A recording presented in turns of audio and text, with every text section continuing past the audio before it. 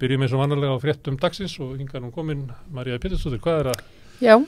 Það náttúrulega ekki góða fréttir svo sem. Nei, það svo sem ekki góða fréttir. Það náttúrulega alveg hrikalegir jarðskjálftar búin að vera í Tyrklandi. Þannig að það alveg mannfall komið upp í hvað á 3.000 manns. Já, og ekki veit hvað það endar. Nei, þetta bara, já, ég held að það var eftir að enda í miklu hærri tölum býstu við. Já. Svo sem myndband með þessu? Jú, það kannski aðeins að sína fólki hvernig staðan sko, fólk bara finna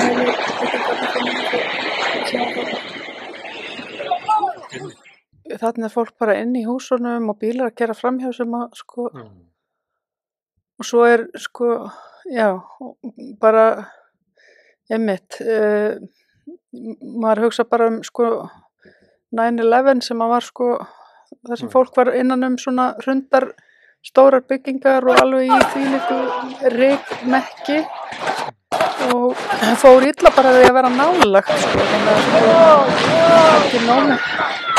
Já, það var bara hrikalegt. Þannig að það náttúrulega bara heilu fjölskyldunar. Þannig að farast heilu fjölskyldunar. Þannig að þetta bara ólýsanlegt. Það var fjallað það fyrir einhverjum árum svik í byggingaröðinu þar sem væri krafa að stæðist eitthvað. Jarðskjálftamælar. Það ekki þannig að öll hús standist þetta. Það var stór jarðskjálfti. Það var svolítið fjallað það fyrir nokkrum árum að þarna væri mikið svik í gangi. Já. Því að byggingarbransinn í Tyrklandi hefur drifið áfram hagvöxtinn sem hefur verið undanfarin ára. Það er hættu núna. Þetta er svipuð þróun og var á Spáni á sínum tíma, þar sem það var bara byggt til alla þessu stekkir sem hafa verið á Spáni það er byggt með fram allir í ströndinni ykkur hvít hús og það sama var búið að vera í Tyrklandi og dreifa áfram hagvöxtinn sem hefur svo kollapsað svolítið, mikið af auðum þorpum sem verið nýbyggð og eitthvað mikil spilling í kringum byggingarbransan þó þetta mál snúist náttúrulega fyrst og næst bara náttúruhamfarir og harm fólksins sem verið fyrir því þá verður það svona í bakgrunni mögulega lélega byggingar. En ég held sko en svo eins og segir sko, þetta skjálfti upp á hvað 7,8 eða eitthvað svoleiðis, þannig að sko það aldrei komin eitt svoleiðis á Íslandi. Við getum ekki borðið það saman við neitt sem við veit ekki. Bara getum ekki borðið þetta saman, getum ekki sko og ég veit ekki hvað staðaldin hvað byggingar eiga þólarunurlega mikinn skjálfta. Þannig að get ekki ímynda mér að það er þóla svona sterkan skjálfta. Svo veldi fólk að þetta er náttúrulega jarðskjálftasvæði, þannig að koma jarðskjálftar aftur og aftur. Já, það er ekkit langt síðan að var stór skjálfti í Tyrklandi. Nei, en ekki alltaf á sama staðnum. Nei. Og þá kannski veldi fólk að byrja okkur býr fólk þarna. Já. En það er fólk sem býr í Vestmannaeyjum. Já, nákvæmlega. En þeir eru að hugsa núna jafnvel að senda jarðskjálftasveit landhelgisgæslu rústabjörgunarsveit sem hefur farið víða á Haítí og hefur farið út allan heim einmitt þannig að Landsbjörg að skoða þetta núna hvernig íslenski sérfræðingar getur farið og aðstoð þetta á mjög stónum skala þetta bara náttúruhamfarir svipaður og flóðbylgjan sem var hann kringum jólin fyrir nokkrum árum þetta er rísa hamfarir Þetta er alveg svakalegt. Innanlands þá er allt kjörum í samanburði við þetta? Já, það er engir skjálftar eða það er svo sem alveg yfirleitt svona 200 skjálftar á dag á Íslandi. Maður bara gefur sér ekki upp fyrir að maður finnur lítið fyrir þeim. En skjálftarnir eru í verkalýðsbaráttunni? Það er sko skjálftar í verkalýðsbaráttunni. Og 2 dómar sem að féllu í dag. Félagsdómur komst á því að verkfalli væri löglegt. Sem að ég held að það nú ekki komið mörgum ávart. Nei, ég held að maður hefði nú orðið mjög hissa og það hefði ekki verið dæmt löglegt. En héraðsdómur úrskurðaði að Eflingu bæri að afhenda félagsskrána, sagði að miðlunartillagan væri í alla staði lögleg og bætti við að kæra til Landsrétt að frestaði ekki réttaráhrifum. Þannig að oft er það þannig að í einhverjum málum sem eru kannski óljóst með, er ekki mörg fordæmi fyrir, eins og þessi miðlunartillaga svo sást að viðbröðum verkalýðshreyfingarinnar, að þá væri sko myndi kæra til úrskurðar til æðra dómstigs eins og þetta fresta. Já, en það er ekki í þessu tilfelli. Þannig að það verður erfitt að sjá. Nú er líklega lögmenn Eflingar að skrifa kæruna og síðan þarf Landsréttur að taka hana fyrir og ákveða með hvaða hætti verður svona flýti meðferð. Þannig að það kemur kannski ljós hvað þetta er langur tími. En ég held að ef að þessi dómur stendur þá hefur við verið að fylgjast með eiginlega svakalegum atburðum vegna þess að þetta var sett inn í lögin, við erum farið yfir hérna við Rauðaborðið og voru nú síðast samtal á sunnudegi líka að tala við Gísla Tryggvason. Það sem var sett inn í lögin 96 pínluti svona aukin heimild, ekki beint tengt þessu, heldur að miðlunartillaga mætti vera til margra félaga og eitthvað slíkt og Magnús Nordahl, lögmaður ASÍ, heldur því fram í dag að kannski sé aðalsteinn að rugla saman þessum tveimur hlutum, að með því að láta sækja umboð sitt til þess að láta samning SGS, eða Starfsgreinasambandsins, verða miðlunartillögu til Eflinga, að þá sé hann að vísa til þess að hann hafi heimild til þess að leggja frá miðlunartillögu í mörgum félögum sem að Alþýðusambandið var mjög mótið þessu ákvæði. Taldi að vera að svipta félög samningsrétt og öðru líku. En þessi lagákvæð hefur verið þarna og ekki valdi neini sérstaklega úlfúð fyrir núna. Og þannig að kannski er þessi miðlunartillaga svona eins og þegar Ólafur Ragnar stíð fram og neitaði að skrifa undir ICER-samningana og virkjaði þar með einhvern neitunarvald forseta sem áður hafði verið talað að væri ekki. Já, akkurat. Þannig að það sem er að gerast með þessu að það hefur ekki verið vörn í lögunum fyrir stéttarfélög til þess að verjast svona ríkissáttasemjara. Nei, nákvæmlega. Já, og þannig að ef að þetta stendur að þá er bara búið að breyta leikreglum á íslensku vinnumarkaði. Heldur betur. Þangað til að verkalýðsflokkar ná völdum á Íslandi og geta breytt lögum. Já, ég held að þess vegna er þetta svo ólýsanlega skrítið að fleiri verkalýðsfélög hafa ekki staðið upp á afturlappirnar og einhvern veginn andmælt. Mér finnst það ekkert vant upp á það. Það var ASÍ gerði það, síðan kom sameiginleg yfirlýsing frá BSRB, BHM og Kennarasambandinu. Síðan voru mörg félög sem ítrekuðu þetta. Þetta þess að Rafiðnaðarsambandið var með þegar nú formaður þar fórsetið ASÍ. En það hefur ekki heyrst meira samt heldur en strax í blábyrjun. Starfsgreinasambandið álítaði, hvað viltu meira? Nei, ég myndi vilja gjarnan þegar hann heldur þessu til streitu og þetta einhvern veginn núna hittir hluti á viðbröð að koma nú því að oft er sagt svona, já nú er þetta í dómstólunum og ekki bara, það er oft talið að vera síðu afstæði, ekki bara láta dómstólunum bíða aðeins og eitthvað svona, já.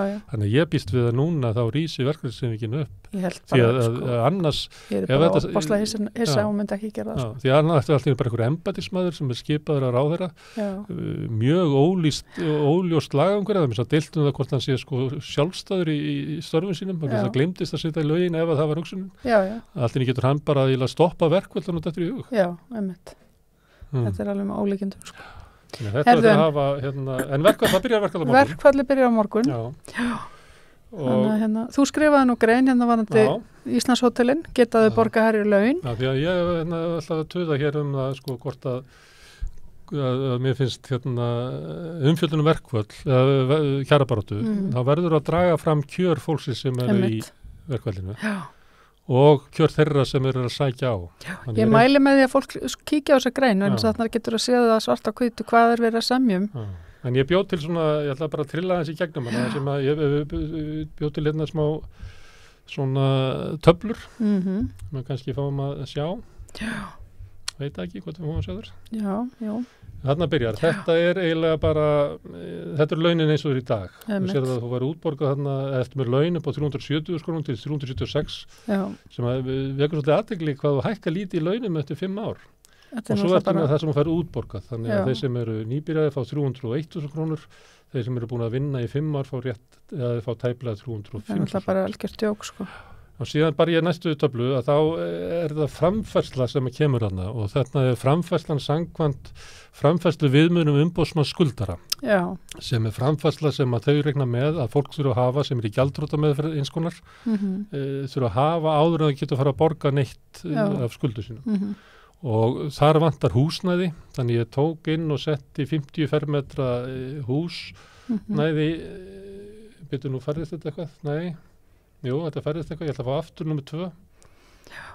Já.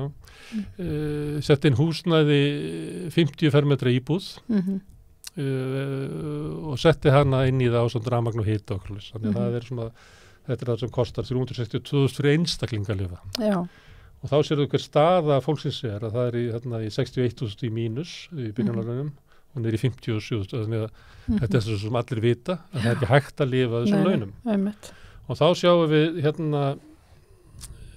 númer 2, þá kemur SGS-samningurinn. Hvað áhrif hefur hann? Að þá hækkar launin fyrir upp í 324.000 rúmlega og upp í 337.000 krónur tæplega. Og þannig hækkar aðeins munurinn á hæstu og lægstu laununum, starfsaldrinum, því það var eitt af einkennum starfsgreinasambandsins að hækkarna komu meira fram eftir því sem að starfsaldur var meiri. En þannig sérðu að þú veit í 25 krónur samt í mínus, þannig að þetta nýrgerðu samningur hjálpaður ekki til þess að lifa. Nei, einmitt. Og ég bjó til eitt graf, súluritt, sem að sýnir, þannig ef að verðbólgan heldur áfram eins og er spáð, eins og hún hefur gert á síðasta ári samkvæmt Hagstofunni og eins og spá hagdeildar Íslandsbanka, ég nota hana bara vegna þess að hún er nýjust, hinn eru orðnar svolítið gamlar, þannig að það er búið að leiðrétta raunverulega bjartsýnina sem var í fyrri spám og rauða lína sem ég dregði þarna er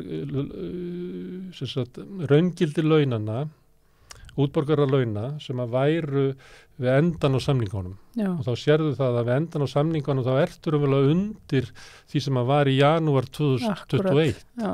Og það rýrnar, launin rýrnar í rauninni. Og þetta sýnir raunverulega hvað þetta er hörð barátt að hækka lægstu launin. Þú sér það þetta rétt liftist og svo kemur verðbólgan og getur þetta og þetta rétt liftist og svo kemur verðbólgan og getur þetta og þetta rétt liftist. Þannig að þetta fólk er eiginlega algjörlega fast í svakalegri það tróða marfaðan bara. Og næsta tabla þá sjáum við hvað er Eflingar með í dag og samningar SGS og svo krafa Eflingar. Þannig að sem að í byrjuninni að þá er Eflingar að fara fram á 20 krónur hærri laun heldur en að starfsgreinasambandið var með og 22.000 krónur hærra eftir 5 árin. En mest í munurinn er 30 skall eftir 1 ár sem er 18 mánuðir í kröfu Eflingar. Þannig að þau eru að fara fram og að mesta hækkurinn komi fram fyrr, fljótlega eftir árinu. Og þá skulum við skoða hvaða krafa Eflingar er. Og þetta er þá útborgu laun og svo þetta með framfærsluna sam og áðan og tekur eftir einu að hún hækkar framfærslan eftir starfsaldri og það veist út okkur það er. Það er vegna þess að húsnæðisbætunar sem ég er með inn í þessu, því þetta er netto húsnæðiskostnaður, að þær byrja svo fljótlega að skerðast, að jáfnvel fólk sem áfyrir mat, að ríki byrjar að skerða á þeir húsnæðisbætunar. Já, ef tekjurnar orðnar eitthvað x háar. Já, og skerðingi byrja svo fljótlega, það er áður en þú átt fyrir mat út mánuð. Já. Svo kannski er önnur skerðingarna sem þyrfti að koma fram líka, að Eflingafólk er náttúrulega eða fólk í þessum með þessar lægstu tekjur og það slitnar fyrr, það veikist fyrr og alltaf. Ekki vera að flækja þetta, þetta er bara einfalt tónverk hérna, þú ert að fara fram og ég semji bara einhverja stórkostlega symfóníu, þú verður bara að sætta við þetta er bara dægulega. Þarna sérðu að jafnvel þótt að veri farið frá eftir kröfum Eflingar og ég minni á að inn í þessu líka 15.000 króna framfærslu, þetta er allar kröfur Eflingar. Þótt að farið eftir kröfum fólksins sjálfs eða fullu, það á það samt ekki fyrir mat. Þannig að kröfunar eru svo hófstiltar að fólki sem á ekki fyrir mat er að fara fram á að bara að eiga mat kannski fram á 2015 hvers mánuður. Næsta tabla hún sýnir, svo fór ég út í það að rekna út heildarlaunin, af því það er tryggingagjald og alls konar greiðslur inn í ýmsa sjóði á vegum stéttarfélagana. Og þá er það þetta sýnir það að hækkunin af heildarlaununum, hlutdeild hvers af heildarlaununum, þannig að þetta fátækafólk sem er undir framfærslu, að það fær bara 67 krónur, 67% af því sem að raunverulega borga fyrir launin. Ríki og sveitafélög taka 17,7% því að tryggingagjaldi kemur að inn í og lífeyrissjóðnir er alltaf 12,9% og svo stéttarfélögin 2%, það þarf að vera 0,7% félagsgjöld, hitt sjúkrasjóður annars slíkt. Og svo næsta glæra, að segja maður gengið að kröfum eflingar, að þá fengi láglaunafólki ekki nema 53% af hækkuninni. Af því að þá byrja ríkið að taka meira. Þetta sýnir í rauninni hvað fátæktargildruna og hvað skattkerfið okkar er að það sé ekki hækkaði persónuafslátturinn, hvað þetta er bara hryllilegt. Þú veist að hvernig fólk þess að lesa þetta áfram, þetta er nú hlutur launafólksins, heldur áfram síðan greinin og fjallar þá stöðu Íslandshótela. Og ég skoða þarna ársreininga þeirra langt aftur í tíman og ekki langt aftur, alltaf samið svona 10 ár og svo 6 ár og svona hvernig var staðan fyrir hrun og eitthvað svona og ef maður tekur heildarkostnað launagreiðanda miðað við samningina þá er tilboð eflingar umfram SGS mun kosta Íslandshótel 84 milljónir á ári. Og það mun minnka framleiðina þeirra alveg sára lítið. Eigendur þess mun halda áfram að græða tá og fingri. Og þetta er svo lítill munur að líka maður myndi velta því fyrir sig ef það væri markmið á félaginu að hafa starfsfólki sitt þannig að það ætti fyrir mat. Það hlýtur að vera eitthvað svona valjú í því að greiða inn í það. Og þetta er svo lítill peningur vegna þess að heildarupphæðin er held í 106 milljónir en það lækkar náttúrulega tekjuskatt hækkar tekjuskattur á móti það þegar meiri kostnaður þannig að nettó greiðsla Íslandshótela til þess að hækka laun þessar 297 manna sem að fara í verkfall á morgun er 84 milljónir. Og eina röki sem ég fann fyrir því af hverju þetta ekki að gera þetta var að þau ætla að fara á markað og þá oft miðað við það sem heitir EBITDA sem er rekstrar hagnaður áður en kemur að afskriftum, sköttum og fjármagnskostnaði. Þá munar hverju krónu fyrir þá? Já, þá er því að margveldi, þannig að kannski stærsti eigandinn sem heitir Ólafur D. Torfason að með því að minnka EBITDA 84 milljónir þá gæti kannski verðmæti hlutabréfanna hans lækkað kannski svona 400 milljónir. Þannig að sem er náttúrulega bara eitthvað svona fjármálalegur leikur og kannski segir okkur hvað fjármálakerfið spilar mikla rullu inn því að út frá svona main street hagfræði, raunhagkerfinu þá borgar sig alltaf fyrir fyrirtækið að hækka launin hjá starfsfólkinu og hafa það glatt sérstaklega fyrir þess að fyrirtæki á vel hefnaði. Önnur hlið af þessu er af hverju er það stefna ríkisstjórnarinnar og Seðlabankans og bara allar fjölmiðla og allt saman að þessar 84 milljónir séu frekar hjá Ólafi D. Torfasyni og eigandum Íslandshótela heldur en það farið til láglaunafólks. Akkur vinnur það einhvern veginn á verðbólgu að Ólafur D. Torfason haldi peningunum eftir en láglaunafólki fáið ekki og labba út í búð og kaupi sér kartöflur. Já, hversna skildi það vera? Kannski spurðum við Ásgeir Torfason eftir.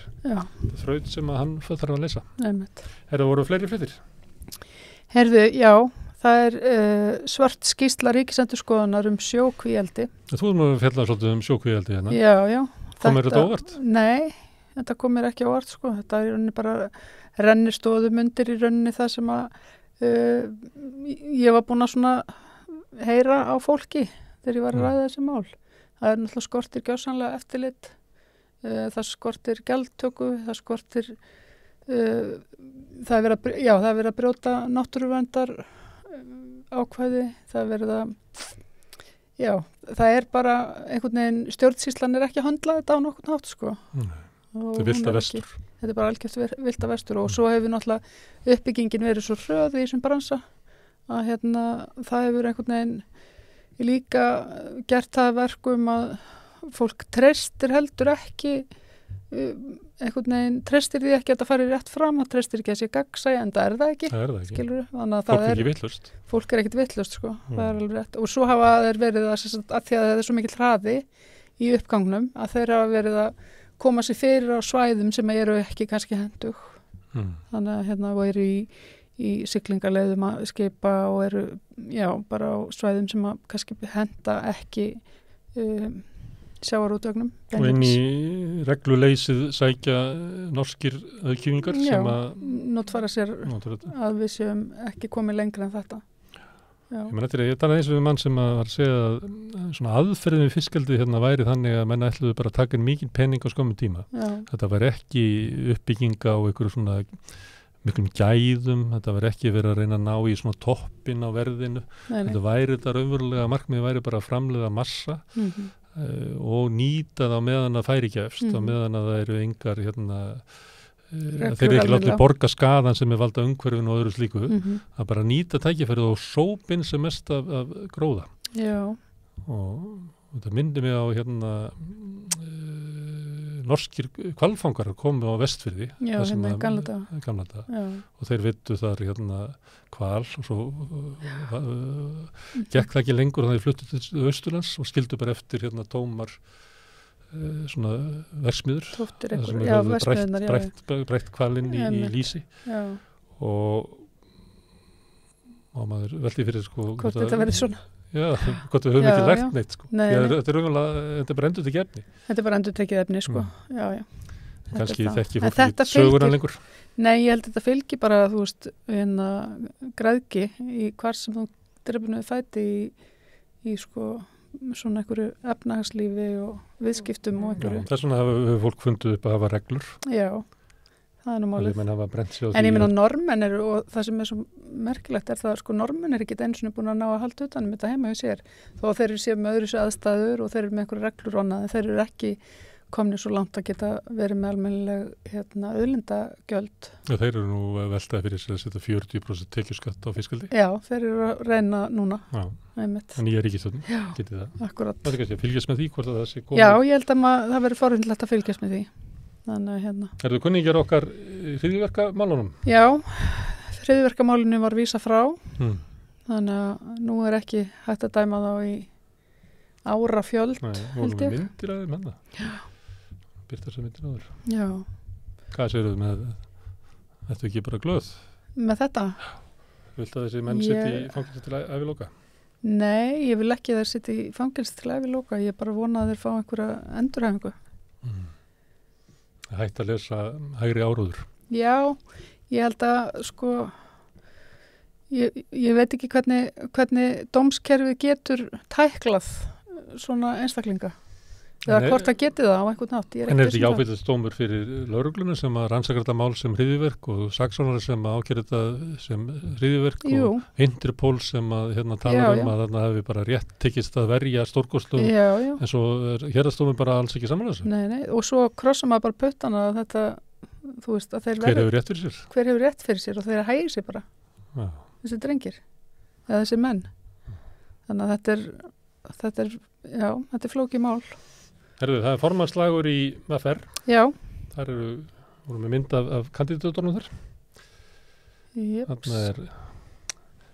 Þarna er til vinstri, Ragnar Þór, skeggjaður. Já. Og til vinstri er Elva Hrönn Hjartardóttir. Til hægri. Já, hún er starfsmaður á skrifstofu VFR. Já, einmitt. Sérfræðingur þar. Já. Og er VFG kona? Já, hún var í prófkjöri fyrir kosningarnar 2021. Einmitt. Sóttist þessar öðru sæti og öðru raukjaglustanum, lendi í 5. En var líka ekkert í frambóðið fyrir til borgarinnar, eitthvað aftarlega reyður. Einmitt. Þetta verður á að verður slagur. Síðast núna er sóttað Ragnari frá vinstri. Halla Gunnarsdóttir sem er í VFG líka, fyrirverandi framkvæmdastjóri ASÍ býður sér fram til stjórnar. Akkurat, ég sá það. En ég held að kannski að spyrja Elvu á eftir hvort það sé í liði. Já. Síðast fekk hann frambóð frá hægri. Já, einmitt. Og fekk þá 62% atkvæði held ég, sem er svipað hann fekk uppalega. Já, einmitt. Þeir hafa ákveðið að leggja ekki í það aftur. Vantarlega hægri mennir? Ég veit ekki. Ég veit ekki hvort kannski það er. Kannski eru þeir sáttu við hafan, ég veit ekki það. Nei, maður veit það ekki. Nei, en það var reyndar, þá var það mjög pólitískt Þá var sóttaðan virkilega frá hægri. Þannig er gaman að sjá, ef að VFG til vinstri, hann var alltaf verið að hæðast af VFG, það sé ekki lengur, það sé bara hreyfingi frambóð. Það sé ekki til. Einmitt. En gaman að kynnast Elfur Rönn og hennar sjónarmiðum eftir. Já, það verður forundilegt. Ertu með meira? Nei.